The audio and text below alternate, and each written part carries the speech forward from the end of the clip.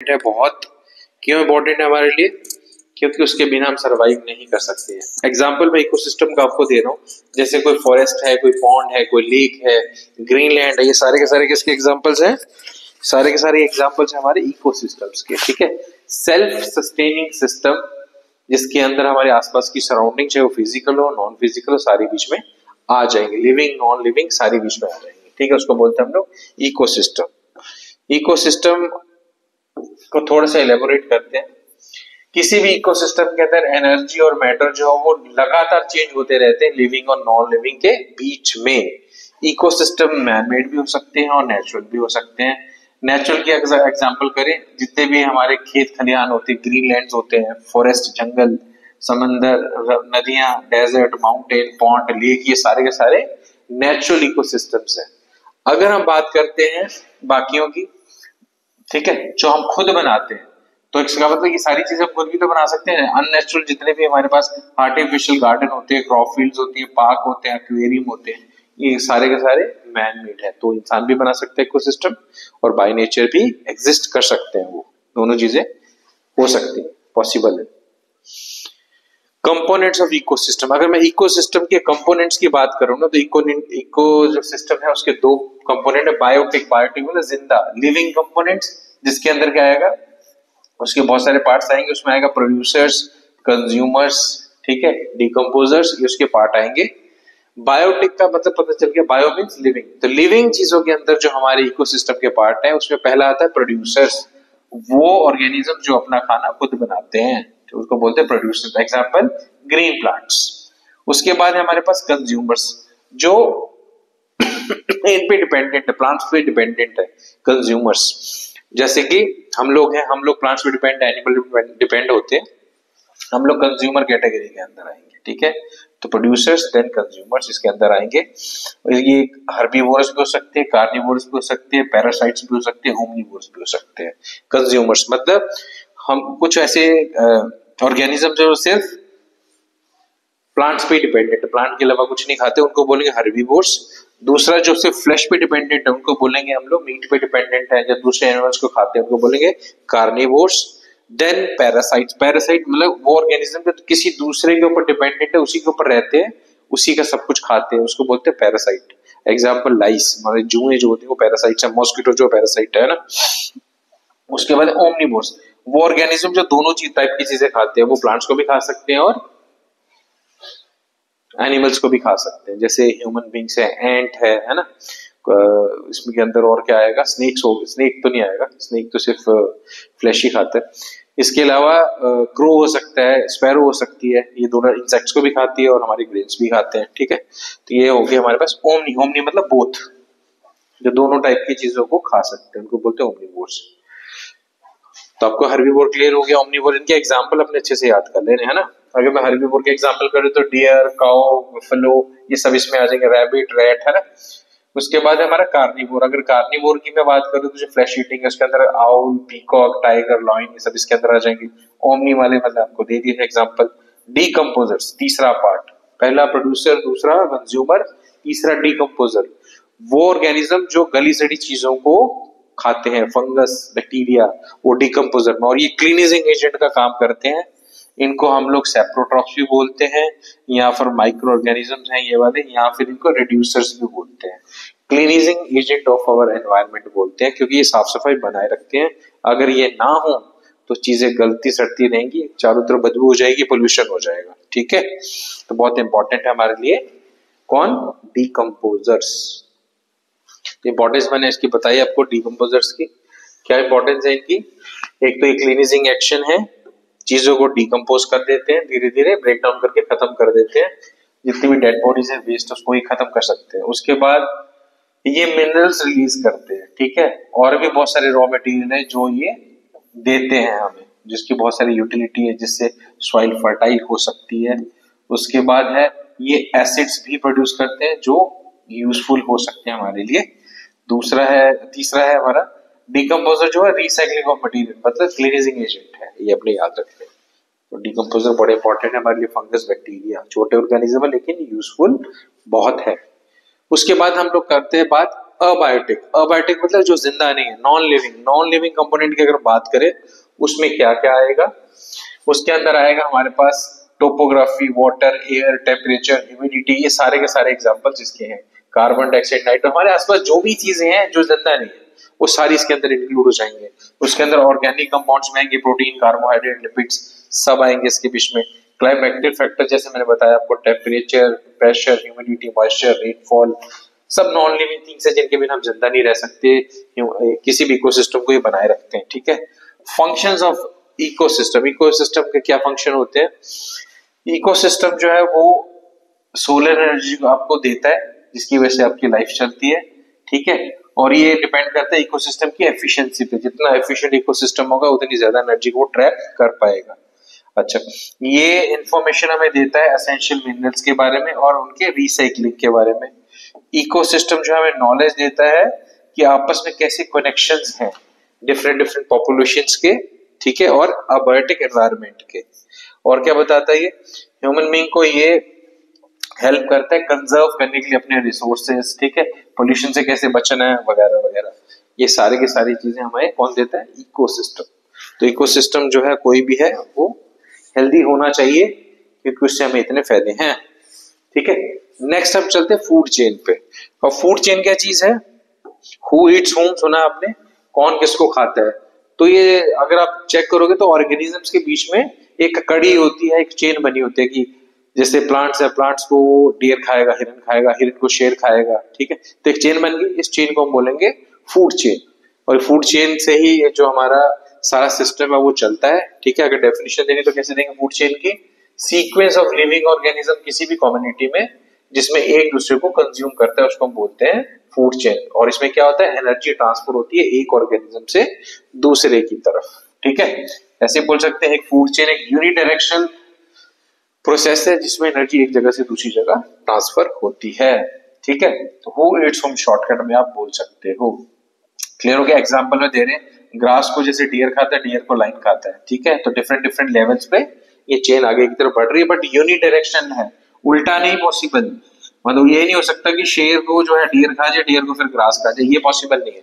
इसलिए यूनिडायरेक्शन बोलते हैं कि एक ही डायरेक्शन में पॉसिबल है ये। ठीक है, आगे लेवल्स की बात करें अगर, तो सबसे पहले प्रोड्यूसर, मतलब ग्रास जो प्रोड्यूसर लेवल पे है, इसको कौन खा रहा है? डियर को हर्बीवोर है, देन कार्निवोर है। तो एक प्रोड्यूसर, कंज्यूमर, डीकंपोजर, ये चेन वैसी की वैसी ही बनी रहेगी।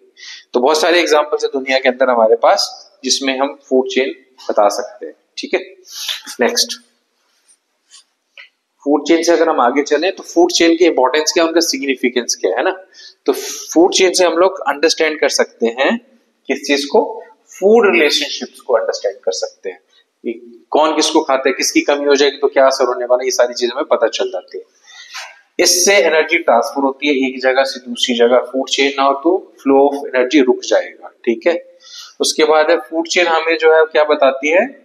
किसी भी सिस्टम का डायनामिक नेचर बताते हैं कि नेचर जो है वो लगातार चलता रहता है, स्टैटिक नहीं रह सकता, रुक नहीं सकता। ठीक है, ग्रास पैदा होना बंद हो जाएगी तो सब खत्म हो जाएगा, तो इसको डायनामिक है, पैदा होगी, हिरन बनेंगे, रिप्रोड्यूस होंगे। ठीक है, ये चीजें हैं। उसके बाद है हमारे पास टॉक्सिक मटेरियल, जितने भी पेस्टिसाइड, वीडीसाइड्स हैं, वो भी फूड चेन के थ्रू ही फैलते हैं और वो हार्मफुल होते हैं, ये हमें पता चल जाता है उससे। ठीक है, जिसको बायोमैग्निफिकेशन बोलते हैं। एक ने दूसरे को खाया तो एक से पेस्टिसाइड पहले में गया, फिर वहां से पेस्टिसाइड दूसरे में चला जाएगा, उससे पेस्टिसाइड तीसरे में चला जाएगा, लास्ट लेवल में सबसे ज्यादा पेस्टिसाइड्स जाएंगे, टॉक्सिक सब्सटेंसेस जाएंगे, पॉइजनस सब्सटेंसेस जाएंगे। इसको बोलते हैं बायोमैग्निफिकेशन। जो इस चेन में लास्ट में होगा उसमें सबसे ज्यादा टॉक्सिक जाएगा, मैग्निफिकेशन होगी। फूड वेब, फूड चेन से रिलेटेड टॉपिक है फूड वेब। तो हमें पता है कि किसी भी सिस्टम के अंदर सिंगल चेन पॉसिबल नहीं है ना। तो जैसे ग्रास है, ग्रास को तो कोई भी खा सकता है, डेयर ने खा लिया एक चेन चल पड़ी, बफेलो ने खा लिया एक चेन चल पड़ी, है ना। आपको फिर ग्रास हॉपर ने खा लिया, उसको फिर फ्रॉग ने खा ली, एक और चेन चल पड़ी। कहने का मतलब एक नेटवर्क सा बिछा हुआ है फूड चेन्स का, इस नेटवर्क को हम बोलते हैं food web. Network of food chains is called food web. ठीक है, फूड चेन बहुत सारी मिला दो तो क्या बन जाएगा? एक नेटवर्क बनेगा, उस नेटवर्क को हम बोल देंगे फूड वेब। देन आता है हमारा ट्रॉफिक लेवल्स। ये बड़ा इंपॉर्टेंट टॉपिक है, इसको अच्छे से आपने करना है। ट्रॉफिक लेवल मैंने आपको बता दिया क्या होता है। सबसे पहले प्रोड्यूसर आते हैं प्लांट, प्लांट को किसने खाया, नेक्स्ट, नेक्स्ट जिसने खाया मान लो हर्बीवोर है वो, तो क्या आ जाएगा, पहले तो प्रोड्यूसर हो गया, हर्बीवोर को क्या बोलेंगे हम लोग, कंज्यूमर, कंज्यूमर के हर्बीवोर को फिर कार्निवोर ने खा लिया तो वो भी कंज्यूमर कैटेगरी में आ गया। ये जब मर जाएगा तो डिकम्पोज हो जाएगा, वो डिकम्पोजर आ जाएगा। तो एनर्जी एक जगह से दूसरी जगह फ्लो हो रही है, स्टार्टिंग प्रोड्यूसर से हो रही है, देन कंज्यूमर्स आ रहे हैं, देन डिकम्पोजर्स आ रहे हैं, ऐसे चेंज चल रही है। तो ये जो डिफरेंट लेवल्स है जहां पर हमें एनर्जी का फ्लो दिख रहा है, वेरियस स्टेप जो है जहां पर हमें दिख रहा है कि एनर्जी या फूड ट्रांसफर हो रहा है, उसको हम बोलते हैं ट्रॉफिक लेवल। ट्रॉपिक नहीं लिखना, ट्रॉफिक लिखना, PHIC है, ठीक है। और आपने याद रखना हमेशा 10% एनर्जी एक लेवल से दूसरे लेवल पे ट्रांसफर होती है, 90% वेस्ट हो जाती है। प्लांट को ग्रासहोपर ने खाया तो प्लांट की 10% एनर्जी ग्रासहोपर को जाएगी, ग्रासहोपर को फ्रॉग ने खाया तो ग्रासहोपर की 10% एनर्जी किसमें जाएगी, फ्रॉग में। देन फ्रॉग को स्नेक ने खा लिया तो फ्रॉग की 10% जो एनर्जी है वो किसमें जाएगी, स्नेक में। इसको हम 10% लॉ बोलते हैं। और एनर्जी हमेशा पूरी की पूरी 100% एक जगह से दूसरी जगह नहीं जाती, ओनली 10% जाता है, ठीक है। क्लियर हो गया। फ्लो ऑफ एनर्जी बता दिया। फ्लो ऑफ एनर्जी एक तो यूनिडायरेक्शनल है, एक जगह से दूसरी जगह जाती है, अपने याद रखना है। 10% एक लेवल से दूसरे लेवल में जाता है। लेकिन अगर सन की बात करें, क्योंकि प्लांट जो है वो किसकी मदद से चलते हैं, सन की वजह से, तो सोलर एनर्जी किसमें आती है, प्लांट में, देन प्लांट की एनर्जी नेक्स्ट में, फिर नेक्स्ट में, फिर नेक्स्ट में। सन की एनर्जी जो प्लांट में ट्रांसफर होगी वो 10% नहीं होगी, वो 1% होगी। तो अगर सन इन्वॉल्व है आपके किसी भी क्वेश्चन में तो सन का 1% एनर्जी किसमें जाएगी, प्लांट्स में। देन आगे 10% 10% 10% फ्लो होगा। ये इंपॉर्टेंट है, स्टार्टिंग में 10% नहीं लिखना है अगर सन का मामला है तो। क्लियर, ये अपने अच्छे से याद रख लेना। 10% लॉ ट्रॉफिक लेवल्स में लगाना है, सन नहीं है उसमें। तो 10% जो लॉ है मैंने आपको बताया, 10% जो लॉ है बड़ा इंपॉर्टेंट लॉ है, इसको अपने याद रखना है। 10% का मतलब है एक ट्रॉफिक लेवल से दूसरे लेवल में जब एनर्जी जाएगी तो उसका 10% ही जाएगा। अब एग्जांपल ले लेते हैं हम लोग, मान लो कि सन के पास 1000 जूल्स एनर्जी है, कितनी, 1000 जूल। तो उसको प्लांट उससे जो है उससे एनर्जी लेते हैं तो प्लांट में कितनी जाएगा उसका 1%। 1% मतलब 2 जीरो काट दो तो 10 जूल एनर्जी किसमें जाएगी, प्लांट्स में, ठीक है। सन है, सन में से जो एनर्जी कितनी जाएगी, सिर्फ 1% जाएगी। स्टार्टिंग में अगर 1000 जूल्स है ना, तो जो प्लांट है, यहाँ पर प्लांट है, प्लांट में उसका कितना जाएगा 1%, यानी कि 10 जूल जाएगी प्लांट के पास। प्लांट को मान लो कि आप कौन खा जाता है, ग्रास होपर। अगर ग्रास होपर उसको खाता है तो उसका 10% इसमें जाएगा, मतलब 1 जूल एनर्जी जाएगी।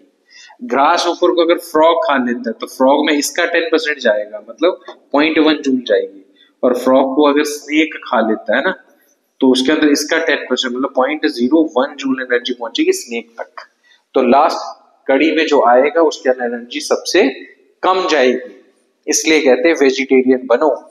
वेजिटेरियन बनने का मतलब आप डायरेक्ट कॉन्टेक्ट हो पहली लेवल के साथ, इसका 10% आपको डायरेक्ट मिल जाएगा। लेकिन अगर आप उसके बाद आते हो नॉन वेजिटेरियन तो पहले ये इसको खाएगा, ये इसको खाएगा, तो इसका 10% फिर 10% मतलब 100 पार्ट आपके पास कम से कम पहुंचेगा।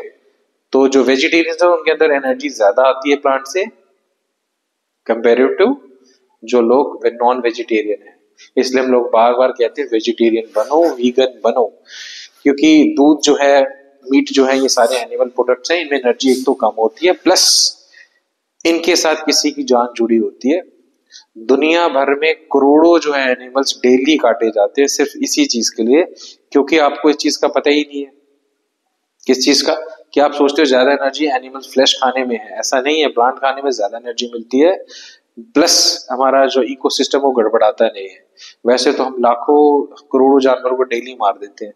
क्यों मार देते हैं, क्योंकि सिर्फ हमारी जीभ का टेस्ट है, टेस्ट ऑफ टंग है, या फिर हमें नॉलेज नहीं है कि इसकी वजह से सारे एनिमल्स को कितना दुख होता है, कितना दर्द होता है, कितने बच्चे जो हैं जानवरों के अपने माओ से, बाप से भी बिछड़ जाते हैं। इसी तरीके से बहुत सारे ऐसे एनिमल वो कितने ट्रॉमा में रहते होंगे जब उनके सामने दूसरे एनिमल्स कटते होंगे। तो बहुत ही बुरा एक्सपीरियंस है अगर आप इसको सोच सको। कभी किसी कटते हुए जानवर को देखो, उसकी आंखों में एक डर देखो, एक खौफ देखो, उसको खुद पे लगा के देखो कि अगर किसी के सामने, हमारे सामने हमारा भाई बंधु कट रहा हो, हमारे बच्चे कट रहे हो और उसके बाद अगला नंबर हमारा हो तो हमारे पे क्या बीतेगी। और वो डेली इसी एक्सपीरियंस से गुजरते हैं। लोग फिर भी ये कहते हैं कि तो मरने के लिए आते हैं, कटने के लिए आते हैं। ऐसा नहीं है। हमने ऐसा किया है, हमारी दिमाग की सोच जो है वो ऐसी है। ह्यूमन सबसे अच्छा जो क्या है, ह्यूमन बीइंग जो सबसे ज्यादा इंटेलिजेंट जीव है, क्रिएचर्स है अर्थ पे, और उनको बाकियों की केयर करनी चाहिए अपनी इंटेलिजेंस से, क्योंकि वो पता है कि वो दूसरों की केयर कर सकते हैं। बट हमने डिस्ट्रक्शन सिर्फ पैसे के लिए, टेस्ट के लिए ये सब करते हैं, जो कि गलत है। दूध की प्रोडक्शन भी गलत है अगर आप ध्यान से कभी समझोगे इस चीज को, कि पशुओं के साथ, क्योंकि दूध किसी और के हिस्से का होता है, पी कोई और जाता है, और उसके चक्कर में सेक्रीफाइस देनी पड़ती है मासूम छोटे छोटे बेबीज को, छोटे जानवरों को। ठीक है, तो कहने का मतलब वीगन अगर हम बन जाए या वेजिटेरियन हम बन जाए तो बहुत अच्छी बात है। इससे हम बहुत करोड़ों जानवरों की जान को डेली बचा सकते हैं और हमारा एनवायरनमेंट और ज्यादा हेल्दी हो सकता है। ठीक है, चलो नेक्स्ट अगला टॉपिक हमारा इसमें क्या है। तो आपने ये सारे पढ़ लिए हैं, 10% लॉ आपको क्लियर हो गया। अगर 10% लॉ के बाद की मैं अगर बात करूं ना, तो अगला टॉपिक आता है हमारा एनवायरमेंटल पोल्यूशन। एनवायरमेंटल प्रॉब्लम्स हमारी क्या क्या है। हमारी एनवायरमेंट में जब भी चेंज होगी तो उससे हम पे डायरेक्ट फर्क पड़ेगा, क्योंकि हम उससे जुड़े हुए हैं, है ना। तो धीरे धीरे जो है एनवायरमेंट जो है वो धीरे धीरे खत्म होना शुरू हो जाएगा अगर ये प्रॉब्लम्स रही। Example depletion of ozone layer और वेस्ट डिस्पोजल, दो बहुत बड़ी एनवायरमेंटल प्रॉब्लम्स हैं। हमें पता है कि हमारे आसपास जो ओजोन लेयर है वो धीरे धीरे डिप्लीट हो रही है, पतली होती जा रही है। ठीक है, और ये होती कहां पर है, 12 से 50 किलोमीटर सी लेवल से ऊपर देखोगे तो ओजोन लेयर होती है। ठीक है, जिसको ओजोनोस्फीयर बोलते हैं। वो डिप्लीट किसकी वजह से होता है, क्लोरोफ्लोरोकार्बन या कुछ ऐसी गैसेस हम अर्थ से रिलीज करते हैं जो उन गैसेस के साथ रिएक्ट करती हैं और उसको, उस परत को वो पतला कर देती है। तो उसका नुकसान फिर हमें झेलना पड़ेगा। नुकसान उसका क्या क्या हो सकता है वो मैं आपको बता रहा हूं। अगर ओजोन लेयर ना रही या पतली हो जाए तो क्या क्या होता है तो जितने भी अल्ट्रावायलेट रेडिएशन सन से जो हमारी तरफ आती है वो हम तक सीधे पहुंच जाएंगे, क्योंकि ओजोन लेयर उनको रोक लेती थी। तो अल्ट्रावायलेट रेडिएशन जब हम पे पड़ेंगे तो हमें क्या क्या प्रॉब्लम हो सकती है, स्किन कैंसर हो सकता है, हमारी आंखों में मोतिया मतलब कैटरेक्ट हो सकता है, इम्यून सिस्टम हमारा कमजोर हो सकता है, और प्लांट जो है वो खत्म हो सकते हैं, मर सकते हैं। ये सारा ओजोन के खत्म होने के कारण होगा। तो पहली बार 1985 में हमने एक ऐसा ही पतली परत या फिर हम बोल सकते हैं एक होल देखा था ओजोन लेयर के अंदर अंटार्कटिका में, और उसका नाम हमने क्या दिया था, ओजोन होल। ठीक है, वहां से डायरेक्ट जो यूवी रेस है, अल्ट्रावायलेट रेडिएशन वहां पे गिर सकती है और हमें ये सब प्रॉब्लम क्रिएट कर सकती है। ये अपने याद रखना है। क्यों होती है डिप्लीट ओजोन लेयर, मैंने कारण बता दिया, क्योंकि हम लोग बहुत ज्यादा क्लोरोफ्लोरोकार्बन यूज करते हैं। ठीक है, और ये कहाँ होते हैं, ये क्लोरोफ्लोरोकार्बन आपको कहाँ मिलते हैं, जितने भी हम फ्रीजर्स, रेफ्रिजरेटर्स, एसीज यूज करते हैं उनके अंदर ये गैस होती है। ठीक है, फ्रीऑन जैसे एग्जांपल इसने दिया, बहुत अच्छा है, रेफ्रिजरेंट है लेकिन नुकसानदायक है, ओजोन को खत्म करता है। फायर एक्सटिंग्विशर्स में भी इसको हम यूज करते हैं। ठीक है, जैसे एग्जांपल बता दिया, सिंगल क्लोरीन एटम जो है वो 1 लाख ओजोन मॉलिक्यूल्स को खत्म कर सकता है, एक क्लोरीन, और इन सब में क्लोरीन है। ठीक है, इसी तरीके से हमने, इसलिए जो साइंटिस्ट थे उन्होंने बैन कर दिया हुआ क्लोरोफ्लोरोकार्बन्स को, क्योंकि ये डिप्लीट करती हैं। फिर एक टर्म थी बायोलॉजिकल मैग्निफिकेशन, मैंने आपको बताया था कि जब भी आप चेन की बात करोगे तो अगर पेस्टिसाइड पहली चेन के अंदर कहीं पहले लेवल पे घुसा किसी के अंदर, तो वहां से बढ़ता बढ़ता बढ़ता जो लास्ट लेवल तक पहुंचेगा तो वो उसका जो कंसंट्रेशन बढ़ता जाएगा। तो हम बोलेंगे लास्ट वाली स्टेज में जो टॉक्सिक सब्सटेंस या जो भी पॉइजनस सब्सटेंस है वो सबसे ज्यादा लास्ट वाली स्तर पे पाया जाएगा। इस प्रोसेस को हम बोलेंगे बायो मैग्निफिकेशन। ठीक है, क्लियर हो गया सबको, कोई डाउट है तो बताओ। फिर आ गया हमारा वेस्ट मटेरियल। तो वेस्ट मटेरियल को हम क्या बोलते हैं, गार्बेज। गार्बेज को डिस्पोज करना बहुत जरूरी है, क्योंकि अगर ऐसे गंद पड़ता रहा तो एक दिन बहुत बड़ी प्रॉब्लम में हम लोग आ जाएंगे। तो गार्बेज का डिस्पोज होना बहुत जरूरी है। ठीक है, अब इसको हम कैसे डिस्पोज कर सकते हैं, तो हमारे पास बहुत सारे मेथड्स है। पहला इंसिनरेशन। इंसिनरेशन होता है कि अगर आपके पास जो मटेरियल है वो जल सकता है तो उसको जला दो, है ना। जला के क्या बन जाएगी, उसकी ऐश बन जाएगी। इस प्रोसेस को हम बोलेंगे इंसिनरेशन। किसी भी चीज को जला के राख बना दे को इंसिनरेशन बोलते हैं। ठीक है, और इसके लिए हम कोई मशीन यूज कर सकते हैं जिसको इंसिनरेटर बोलेंगे। तो बायोलॉजिकल प्रोडक्ट जो हमारे घर में है या केमिकल प्रोडक्ट है या हाउसहोल्ड प्रोडक्ट है उसको वो ऐश में कन्वर्ट कर देगा।